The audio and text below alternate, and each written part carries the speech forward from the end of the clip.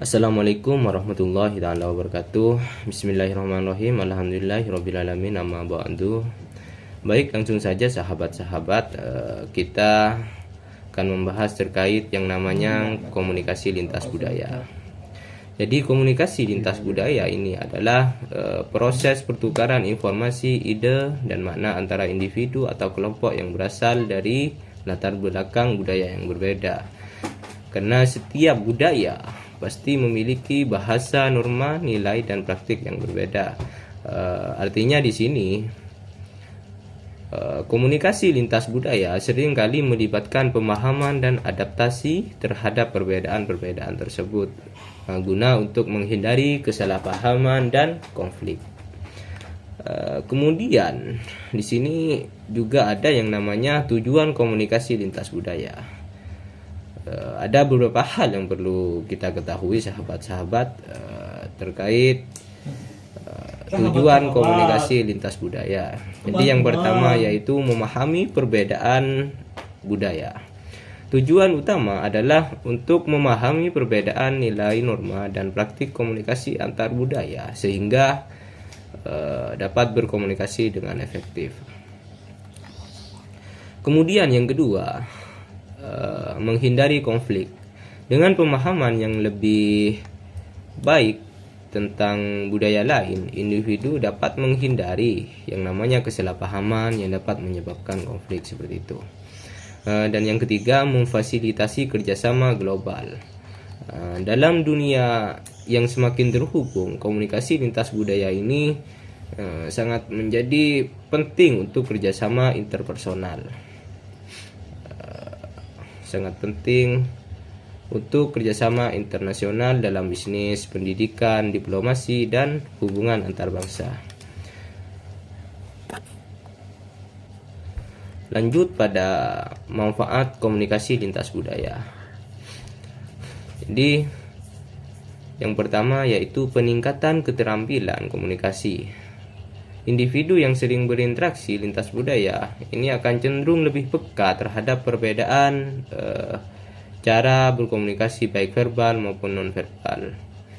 Dan yang kedua, peningkatan kesadaran global.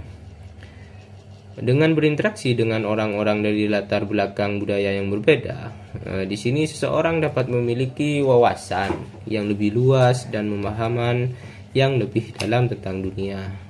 Dan yang ketiga, kemampuan beradaptasi. Tentunya mampu berkomunikasi dengan orang dari berbagai budaya akan meningkatkan kemampuan kita untuk beradaptasi dalam situasi yang berbeda. Dan di sini ada juga yang namanya hambatan-hambatan dalam komunikasi lintas budaya. Jadi yang pertama, pada hambatan komunikasi lintas budaya ini ada yang namanya bahasa. Berbicara tentang bahasa tentunya sudah tidak asing lagi di telinga kita bahwasanya perbedaan bahasa seringkali menjadi hambatan terbesar. Orang yang berbicara dalam bahasa yang berbeda mungkin mengalami kesulitan memahami satu sama lain. Bahkan ketika mereka menggunakan bahasa perantara seperti bahasa Inggris atau bahasa perantara yang lain. Yang kedua, nilai dan keyakinan yang berbeda. Setiap budaya memiliki nilai-nilai dan keyakinan yang berbeda yang dapat mempengaruhi cara mereka melihat dunia. Misalnya, budaya yang menghargai individualisme mungkin tidak memahami perilaku kolektivisme dari budaya lain. Dan yang terakhir, perbedaan dalam gaya komunikasi. Beberapa budaya mungkin lebih langsung dalam cara mereka berkomunikasi, sementara yang lain mungkin lebih halus atau tidak langsung, istilahnya lebih kasar. Dan yang terakhir ada yang namanya kesimpulan.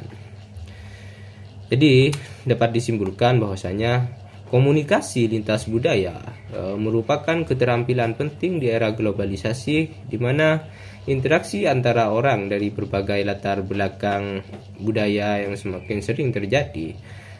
Dengan memahami dan menghargai perbedaan budaya individu dan organisasi dapat mencapai komunikasi yang lebih efektif serta mengurangi konflik dan membangun hubungan yang lebih kuat. Mungkin hanya ini yang dapat saya sampaikan, kurang dan lebihnya mohon maaf.